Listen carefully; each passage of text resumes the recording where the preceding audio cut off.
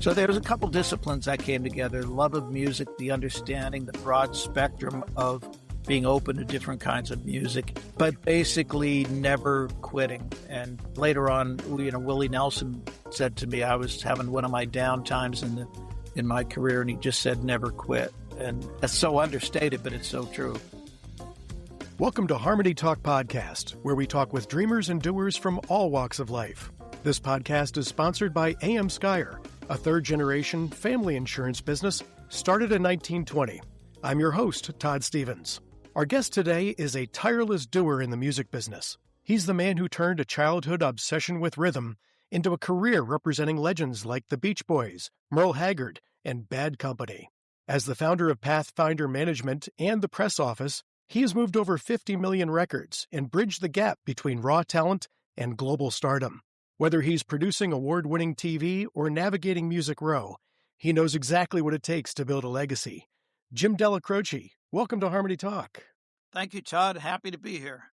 Well, we appreciate having you on, Jim, because looking at your background, you've been through so much over the last several decades, and we'd love to pick your brain on what it's like to be a dreamer and a doer in the music industry.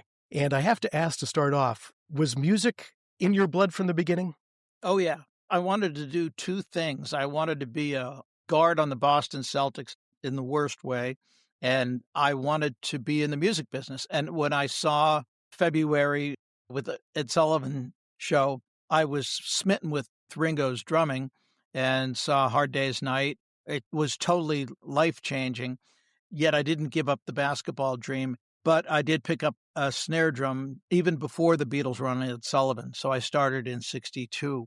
Ross Barber of the Four Freshmen gave me my first snare drum because my father, Dr. John, was a arranger and a dentist. When the Four Freshmen would be in Villanova or a nearby college, they would come to the house and I would see them sleeping on my bed in their suits. And I'd say that, that's the job for me. But they were in the living room with that amazing harmony that inspired Brian Wilson when I was 5 years old. So it just was transformative.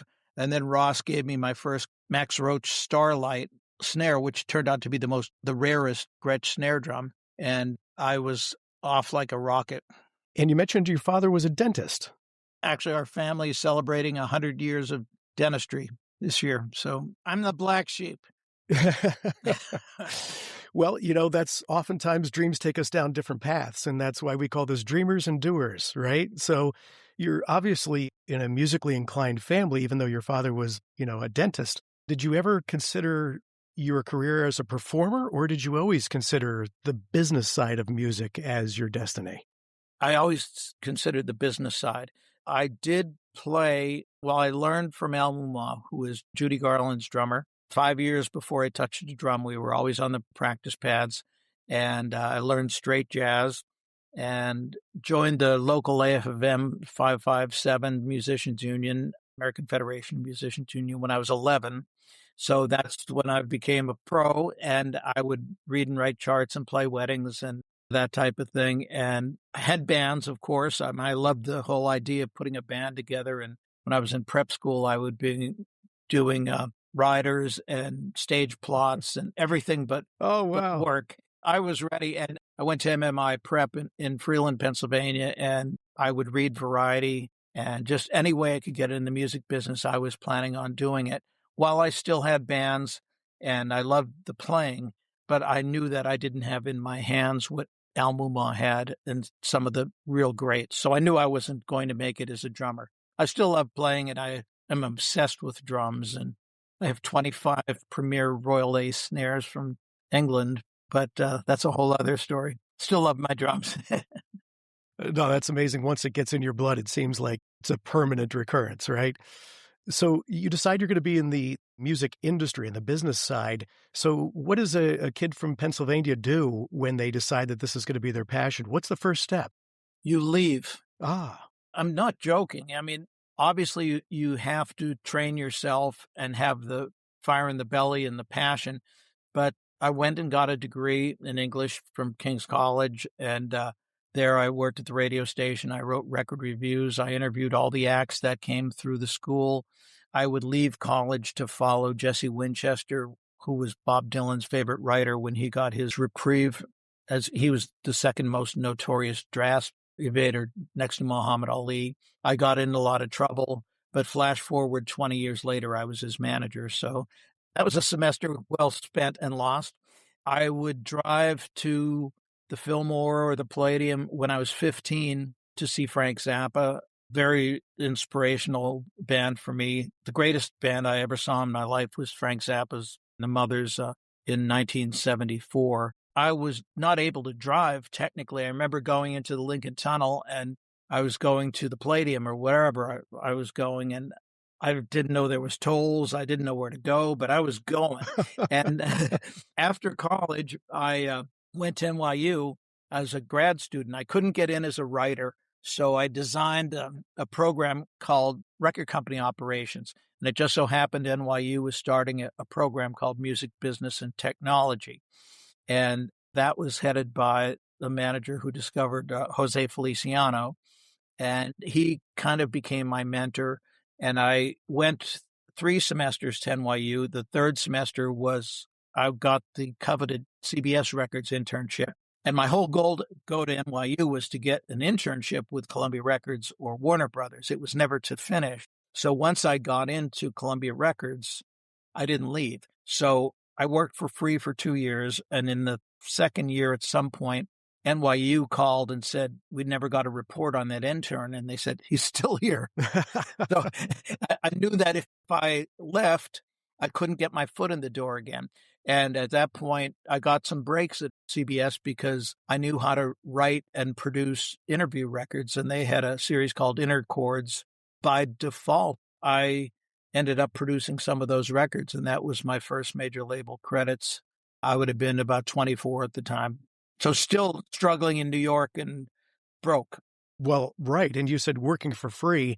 And even back in those days, New York City was not an inexpensive place to live. How did you survive?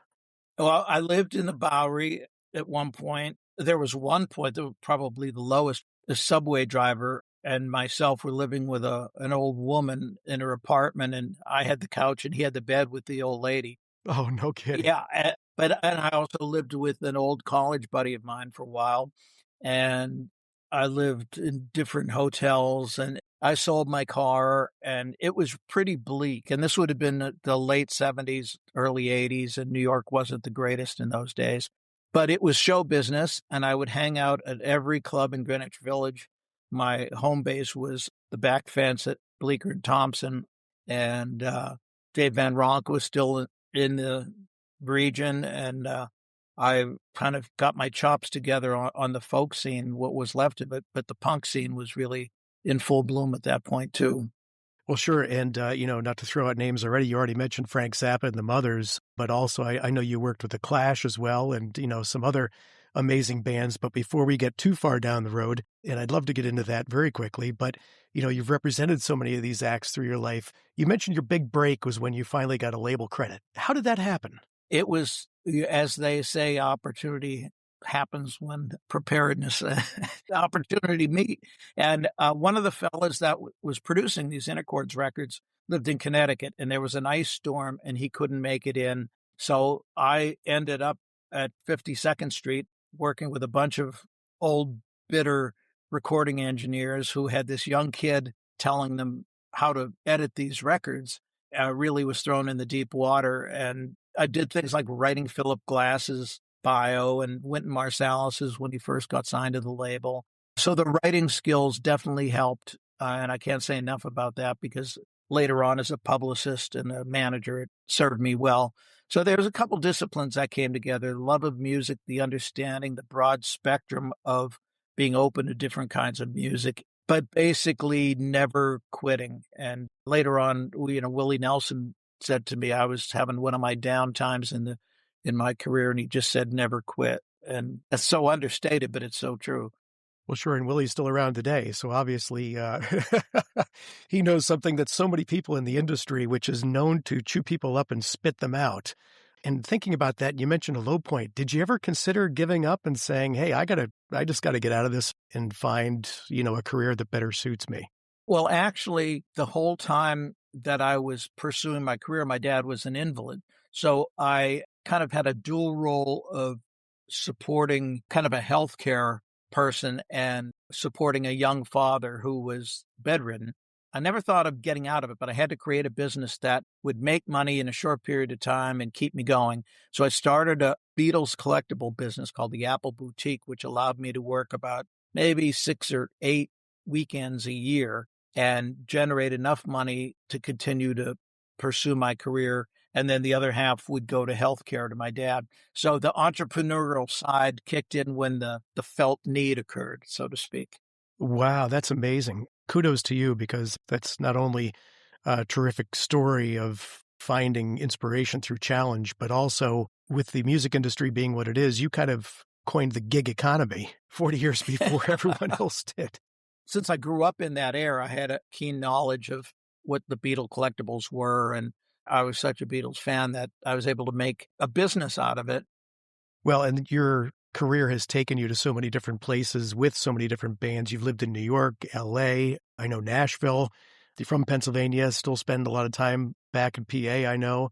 Woodstock, New York. I mean, you are not only kind of a multi-city liver, if you will, but with bands, life on the road. And I've got to ask you, because you've spent, well, maybe half a century or so here on the road, Jim. What's it really like being in the music industry and being on the road so many days out of the year? It's a challenge. It means very little sleep, a lot of hotels, 3 a.m. packing at your home to get to a 5:30 flight, sleeping on planes. Sometimes, even when I was out with the Beach Boys, we did an awful lot of shows every year. I got to a point where I thought I was sleeping in my bed, and I would wake up and I would be 30,000 feet up, not remembering how I got to the airport or on the plane. So it can really do a trip on you. So the travel is hard. The expense of travel when you have your own business is crazy. But when it comes showtime and you get everybody to sound check and the game is on, that's when it's fun. Of course, it's a lot of sitting around all day, but it seems to go fast, and the shows seem to go even faster. But again, you get to work with interesting people. Most I've found wouldn't be doing anything else. Well, sure. And tremendous amount of sacrifice. But like you said, when the lights come up, which there's so many songs that allude to that, you see the reward and you see the smiles on the fans' faces and you realize what it's all about. But that really must also take an effect on your personal life, I would imagine. Well, unfortunately, you get the divorce. You're away from your children. That's the worst part. I had my home burglarized twice, stole everything while I was on the road, and all my guitars and gold records, everything. I came home and the blinds were open and the shades were blowing in the wind and everything was gone. So that's part of it. And there's a real downside to that because you have to pay your bills and you have to keep everything rolling when you're on the road. So if you don't have an accountant, which you have to pay, it's going to be very complicated. So it's a structure that you build into, but it also is an added expense and worry. And I have to ask you too, that we talk about the craziness of the music industry, and you were certainly there for the MTV generation. And I know you were certainly part of that. In VH1, you produced a number of music videos, and we've seen so much change in the music industry. How do you adapt to that? I mean, you were a big producer of music videos. First of all, I don't know that you do adapt to it because when I was interning at Columbia Records, my boss came to me and said, there's a job opening across the street at a new TV network, and they're going to be doing videos all day long. There's a job for a publicist there. And I said, I'm a record man. I want to stay at Columbia Records. And that was MTV, of course. I would have been, been on the ground floor. So tactical error. But I did go on working at record companies to produce well over 100 major label videos and write them. And that was really a big part of my career. And I wrote and produced the Seminole Wind for John Anderson, who was one of my career clients. And John was just inducted into the Country Music Hall of Fame. And that was a big turning point because that video really put us over. Jim Shea directed it. I produced it.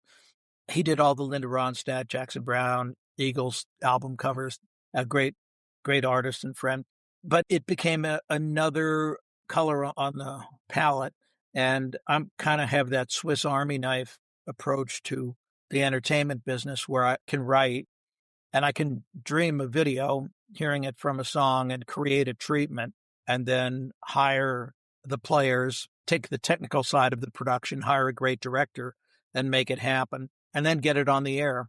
But I also did that for MTV later on with a TV show called the Classic Rock, The Hits. And we had America, Blood, Sweat and Tears, Jethro Tull did their first TV concert in America there.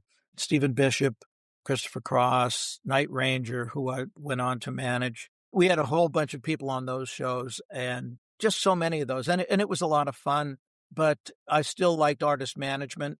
I had been in the PR game for a long time because I was a writer. I wrote for Billboard and R&R and Music Row and a lot of magazines. When in between in that 80s period when I first moved to Nashville, because you start all over in Nashville. They don't care what you did in New York. So I was writing for 10 cents a published word back in Nashville, and it was rugged. But I started a PR company. BMG became my first client. About 8 months into that account, they determined they were starting a new record label, B&A Entertainment, which was like the Epic to CBS, but it was RCA's label. And they hired me as the head of artist development and video, paid me off for my previous contract. I was able to buy a house. And as you say, if we fail up in the business sometimes.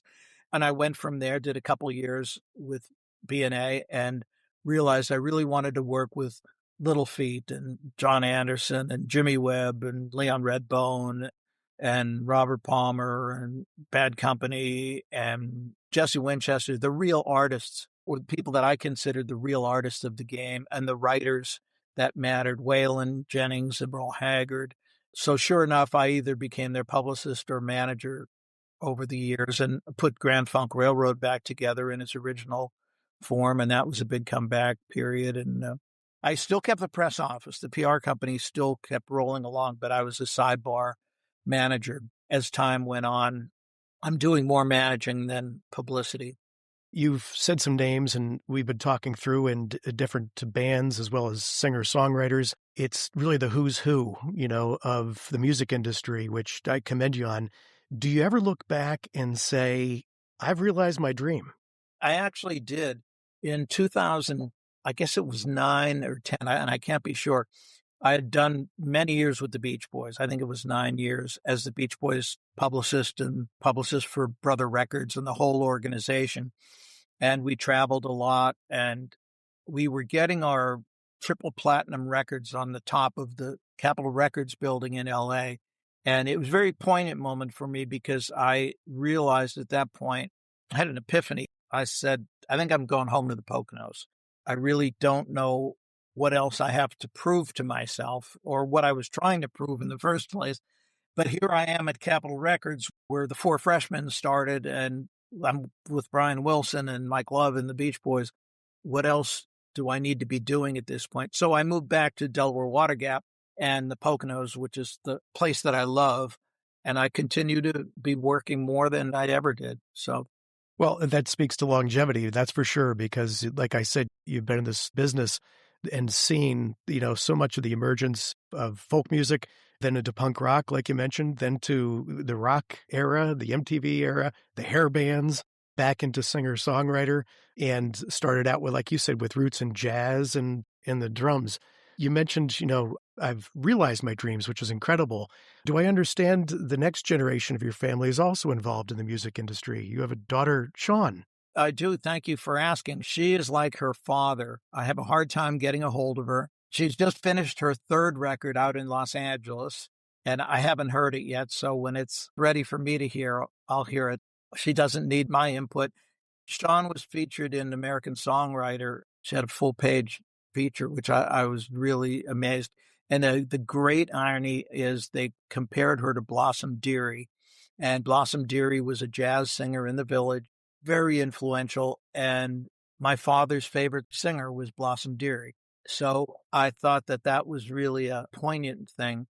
But she's did about 30 dates in Germany last year, and she tours and opens shows, and I'm really proud of her.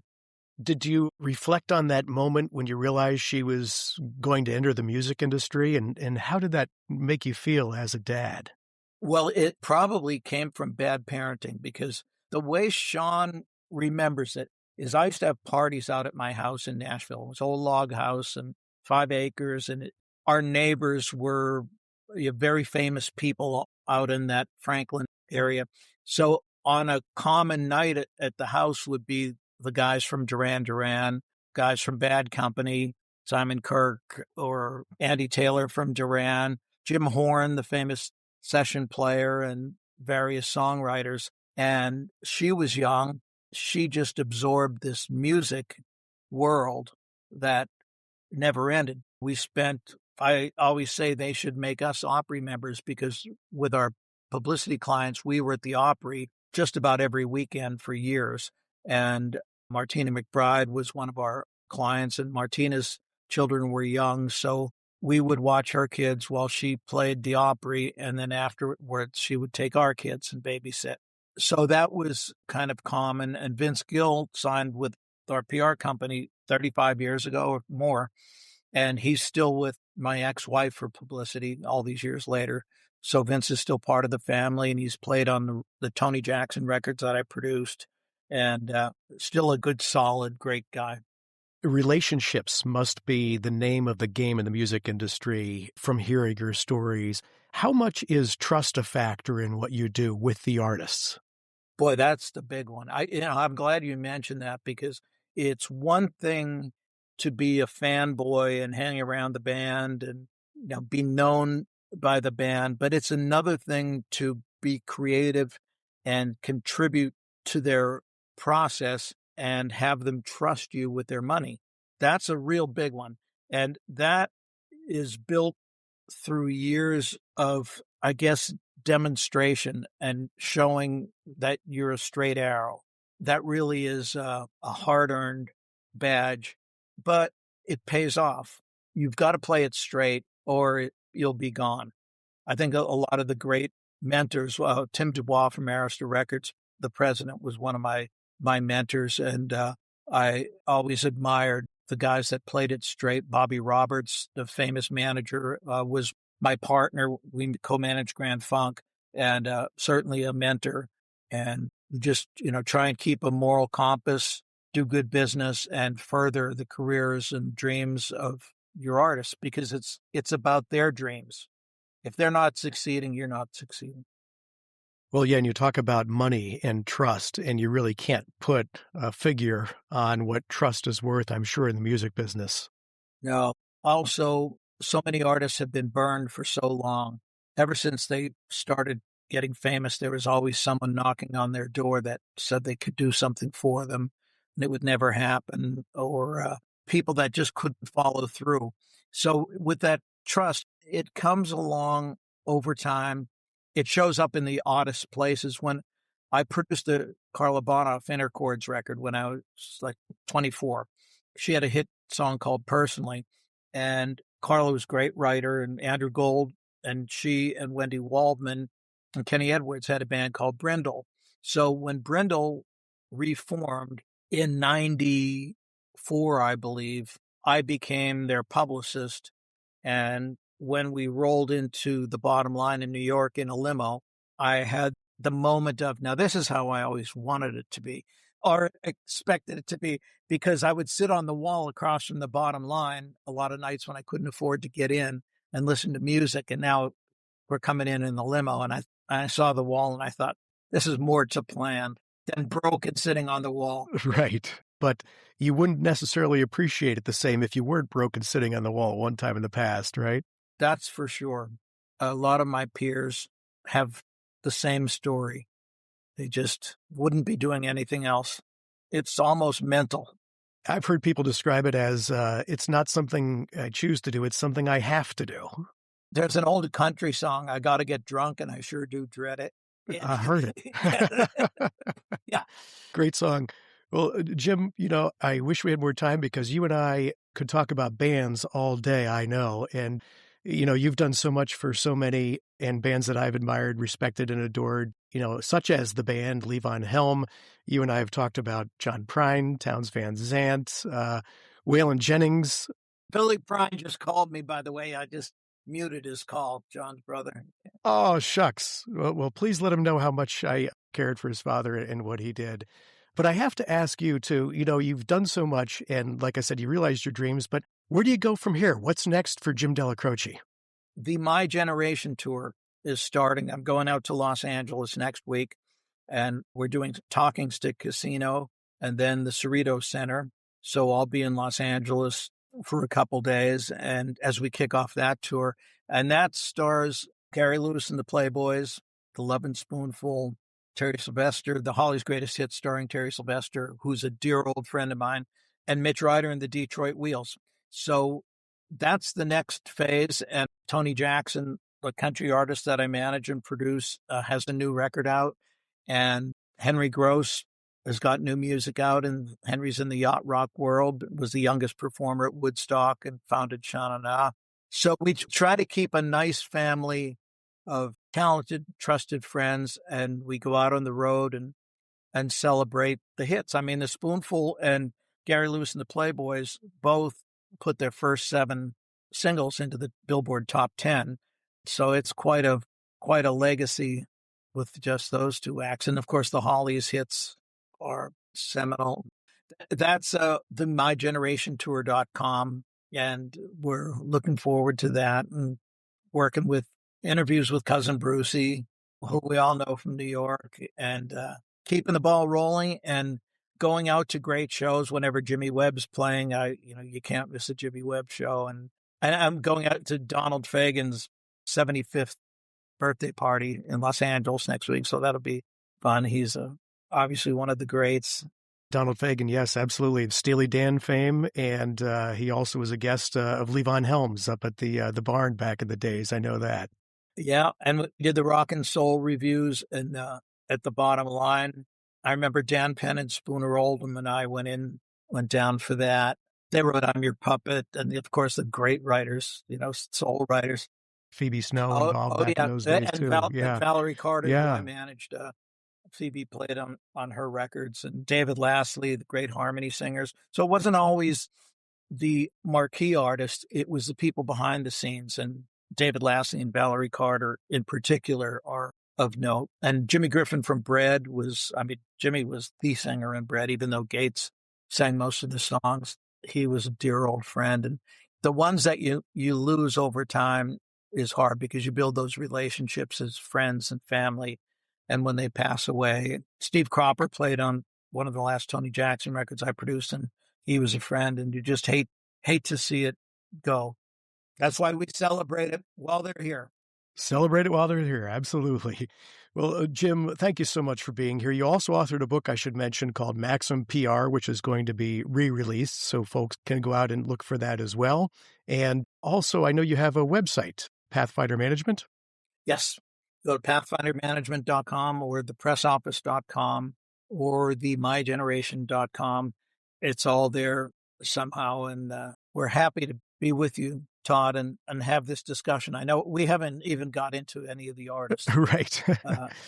I think what's most important is staying with it, being in the right place at the right time, going where the action is. As I said earlier, the first thing I did was leave. Bob Dylan once said Hibbing, Minnesota was a great town to leave. And I found that 99% of the people that said they were coming to Nashville or wherever never did. That's important to note. As Vince Gill says, must be present to win. Right. Well, Jim, it's been wonderful having you on Harmony Talk podcast today. Thank you for joining us. Thank you, Todd. I enjoy your show, and I look forward to continuing this. We've been talking with Jim Della Croce, legendary veteran of the music industry and lifelong dreamer and doer. If you enjoyed our discussion today, please visit HarmonyTALKpodcast.com, where you'll discover other wonderful stories of dreamers and doers. This episode is presented by A.M. Skyer, a third-generation family insurance business started in 1920. I'm Todd Stephens. For everyone out there, keep dreaming and doing.